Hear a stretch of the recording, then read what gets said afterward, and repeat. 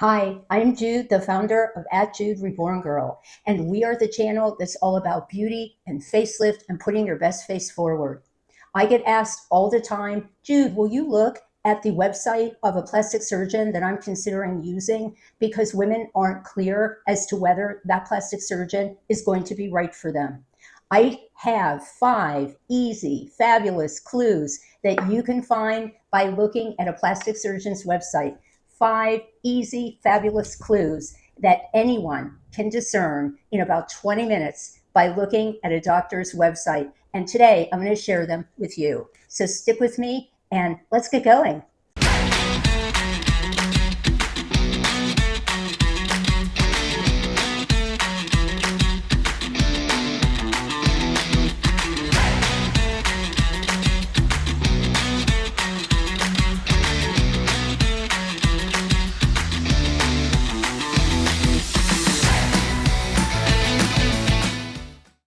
The first clue that you're going to be looking for is board certification.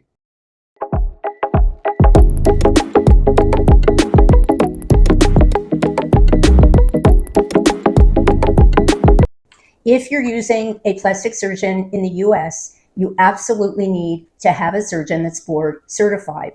And you should find in a sentence or two on the website what type of certification they have.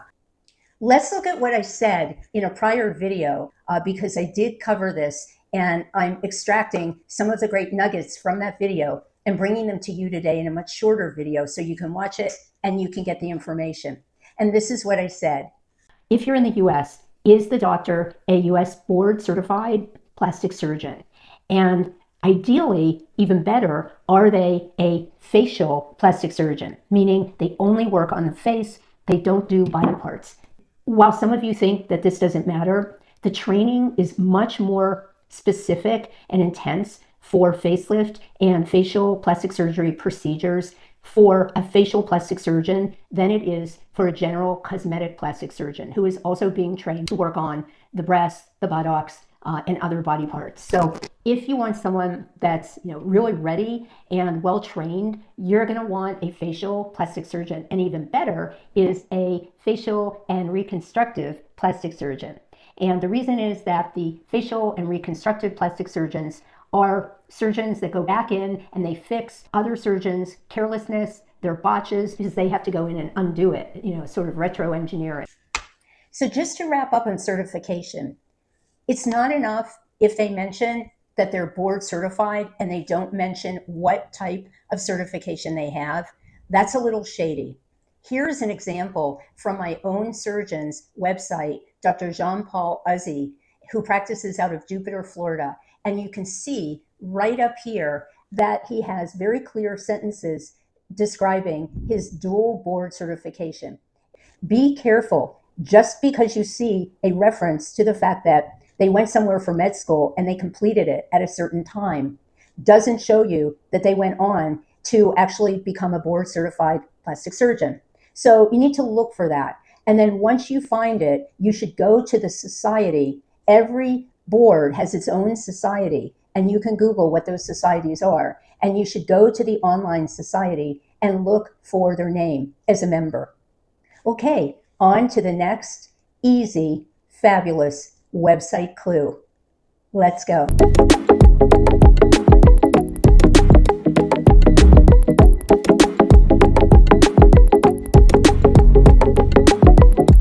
Clue number 2 is easy. You're going to scan that website and look for and get a sense of how many facelifts he has done prior to meeting you.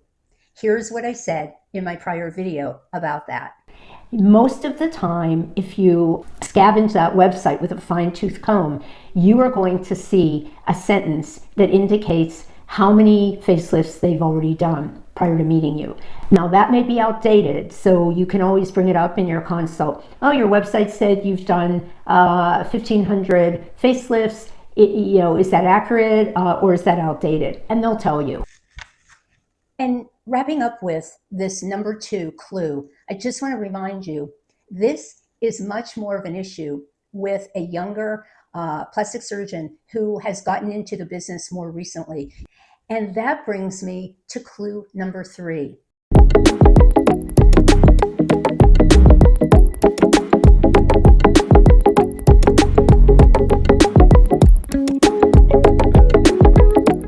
You need to absolutely find on their website when they ended their fellowship and started their practice. Or did they perhaps go on to spend some more time in training in a specialty and perhaps didn't start their career right after their fellowship ended?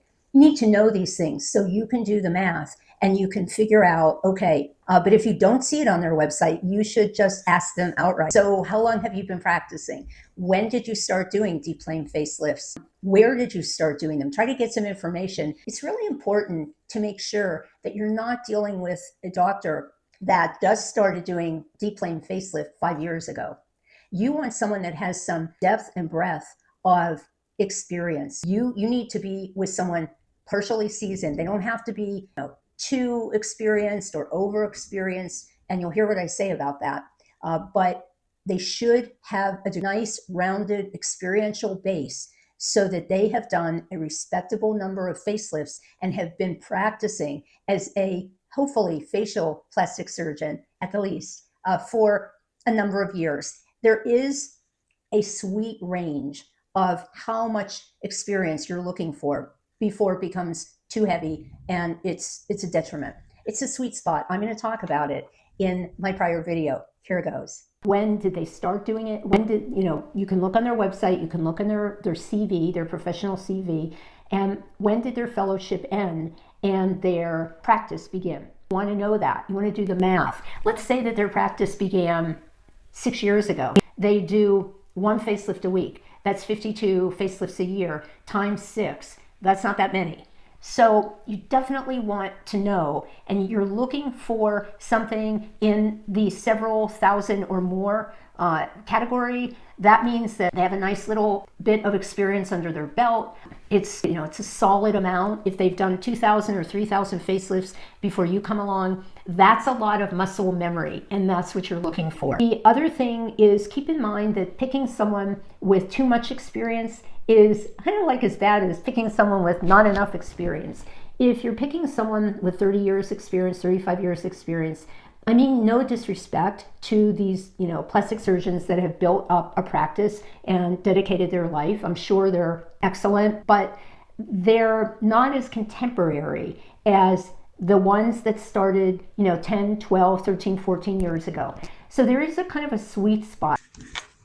And just to follow up on clue number 3, where you're looking at the number of years that the plastic surgeon has been practicing, and the whole concept of they need to have the right amount of experience, not too little, not too much.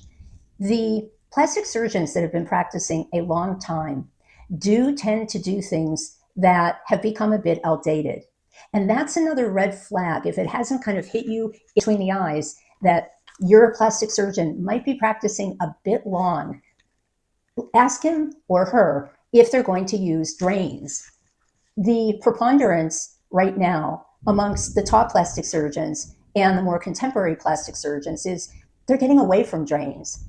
So these are kind of little clues that the older plastic surgeons that are still doing it the way they learned when they were in training 25, 30 years ago, these are good clues when they say that they're still doing drains, or perhaps they're having you wear a head wrap for a long period of time. So that's one thing. Another thing is these plastic surgeons that have been practicing a pretty long time, they tend to want to only offer facelift with general anesthesia. They tend to not give you options with twilight sedation or oral sedation. It goes along with the general pattern of plastic surgeons that have almost practiced too long to your detriment. And this is just my opinion, but kind of one more clue that they're not as contemporary as some of the slightly younger, more recently trained, meaning 15 years, 20 years, as opposed to 35 years prior when they had their training. So these are things that they're data points, and when you combine them all and you attach the dots, you get the picture, and you realize that the clues are telling you full speed ahead or pull back and Think about it.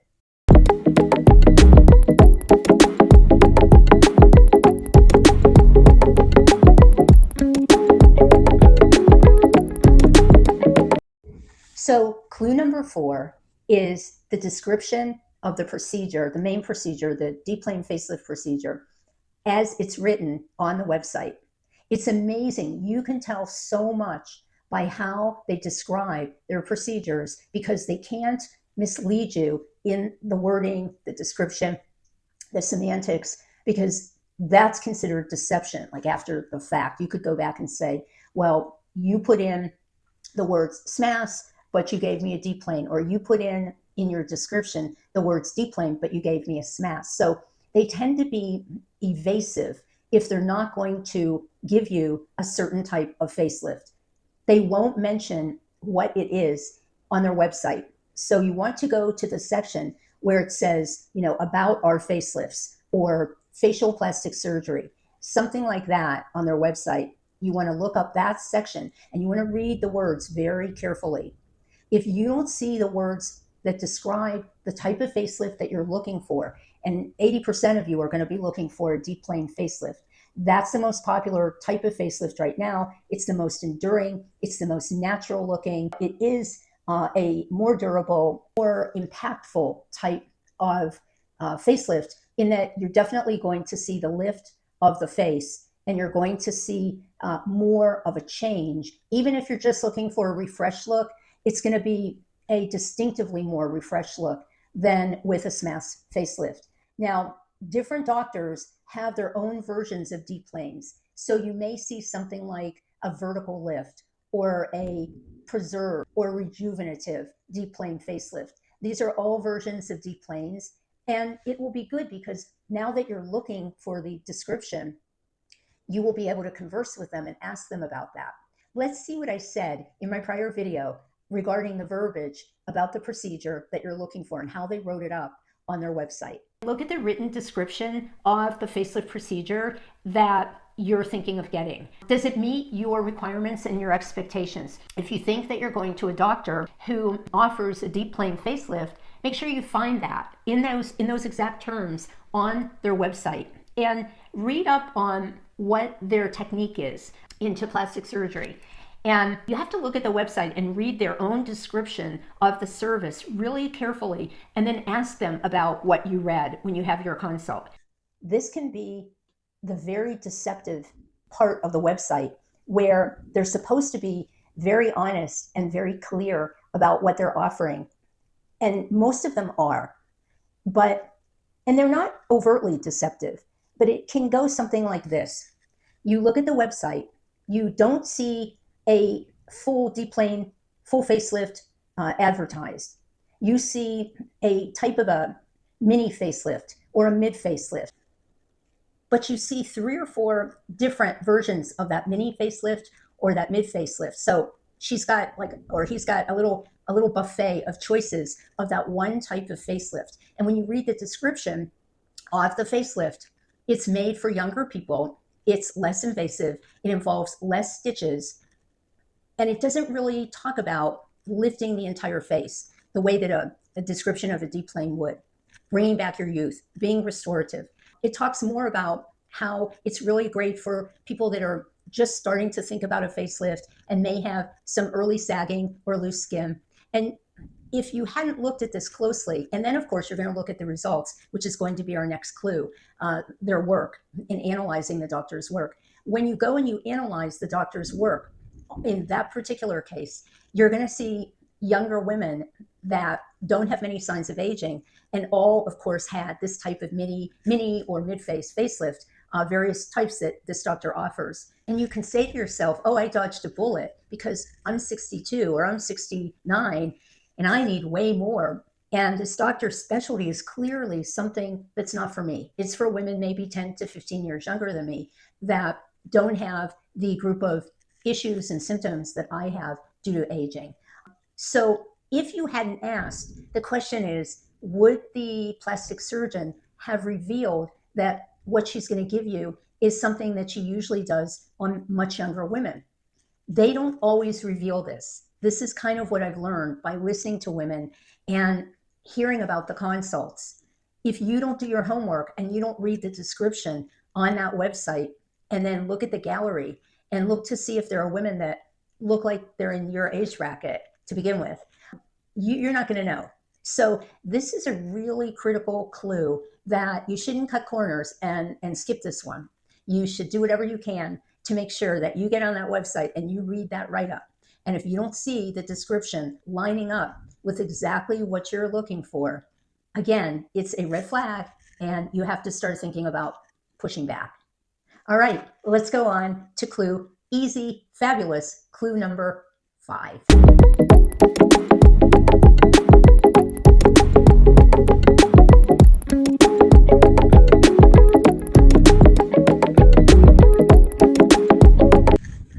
So clue number 5 is the cherry on the sundae. Clue number 5 is key, and this is looking at a doctor's results. What does his work say about his talent? And you might see the results on the website, you might see the results on Instagram, you might see them in person when you meet someone who used the doctor, maybe you want to have coffee and pick her brain, or through FaceTime. But this is so important, and I know we're always looking to see the results that a doctor provides. And it's a little tricky because the doctor has to work with what he has. Whoever walks into his office, if she's fit to have it and he decides she's a candidate, he's going to do a facelift on her, regardless of what type of face or skin or genetics that she has. So keep that in mind. Now, there are ways of discerning how well you think his results turned out. And you need to know what to look for, and you have to develop it. It's like a muscle that you develop where you start to be able to discern very quickly when you look at before and afters. That one's really good. That one's ho-hum. That one's excellent. Let's look at what I said in my prior video about how to tell if someone's after looks good. Definitive things that you can look for to tell if the work is impressive. So let's see what I said. Here it goes. Do the women look different? Are the results impressive? When you look at the profile, do they have a really nice, clean jaw? Do they have a smooth throat if they had a throat lift? When you look at them straight on, now granted, they could still be swollen, but do you see a contour in the face? Do you see a fullness in the cheekbone area? If they did a real deep plane, everything is brought up and raised, and you should see fullness in the cheekbone. It shouldn't be a flat face after a deep plane facelift. If you don't see enough definition straight on, when you're looking at the frontal, the cheekbone fat is repositioned, there should be a fullness. Even if they didn't have a fat transfer, the person's own fat should have been brought up. So know what you're looking for when you're looking at the before and afters. You need to develop a discerning eye. The results should be impressive from where she was to where she is after. Here's a few more things to consider about the gallery where the doctor displays his or her results. How many people are they showcasing in that gallery? I recently was assessing a plastic surgeon's website for someone in my Facebook group, and I noticed that they only had about 6 people in their facelift gallery, and they cut the face off here and they didn't show the neck. And then when I went to the neck lift section of the gallery, they had those same people with the neck, but they didn't show the face. They only showed the person from the jawline down to the décolleté. So they clearly hadn't done many facelifts and neck lifts. The gallery and the depth and breadth of the gallery will be another clue. It will clearly tell you how much this doctor has done in this niche. And you want to see a healthy gallery. Reviews are important, but reviews can absolutely be faked. Reviews can absolutely be purchased. I mean, an ethical doctor would never think of doing that, but it's out there. They can buy reviews that are written for them. So reviews are important, and reviews are definitely another data point that should line up with the doctor's general reputation.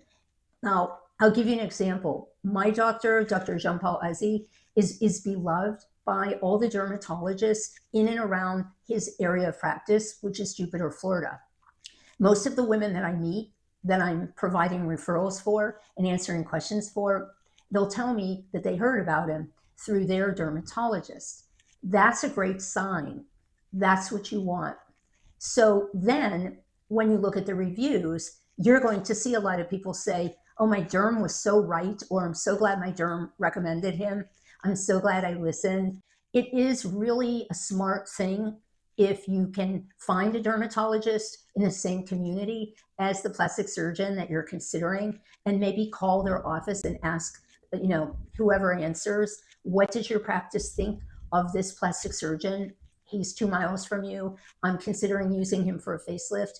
And if there's a synergy, they'll say to you, oh yeah, we recommend him or her all the time. You should use them. That's a really good plastic surgeon. And then they'll quickly get off, and that'll be that. So all the data points should go together. Everything should connect and make sense. And if you feel that, and you see that, and you hear that, and the website is congruent with everything that you've been led to believe, then you're on the right track. So if you take these clues to heart, and if you do your due diligence and you really look at that website and you look for these 5 easy, fabulous clues that are going to tell you really clearly, I'm on the trail of a really good doctor, and I should just take a few more steps and do it. Those steps would be Google the name, make sure the name doesn't have any lawsuits for malpractice. If the doctor's in some type of current lawsuit, or there's one sort of hanging against their name, it's going to be up when you Google the name. Go to realself.com. Look up if anyone's put reviews up about that doctor, because those are real reviews by real women, and they can't be bought. So see if that doctor is mentioned on realself.com. And also go into groups on Facebook. Come into my group. My group is Facelift 101, and put it out there. Ask the audience, is anyone familiar with Dr. So-and-so? Did you use them? Do you know anyone that used them? Can you put me in touch with anyone that used them? And then, of course, the most important thing is to try to meet women that had the same exact procedures done by the same doctor that you're considering. Ask the staff to provide you with some referrals. And then when you talk to the referrals, ask them who else they know that used the doctor, and kind of network your way through it.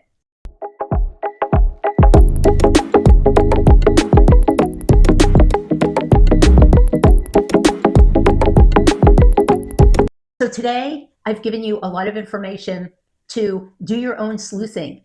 Be Nancy Drew, go for it. And at the end of the process, if you've done your due diligence and you've studied the website, you have done some of these other things that I've suggested, and you're still not sure, feel free to reach out to me. I'm just a text away. You can find me on Facebook. You can find me on Instagram. And you can also apply to become a member of my private group, which is Facelift 101. I'm there for my members, and I'm more than happy to help. Feel free on this channel to reach out to me if you need some additional advice. I'm always there for my followers, my fans, my friends. So take care. Good luck on your facelift journey, and may it be rewarding, fulfilling, joyous, and transformational. I'll see you on the next one. Ciao.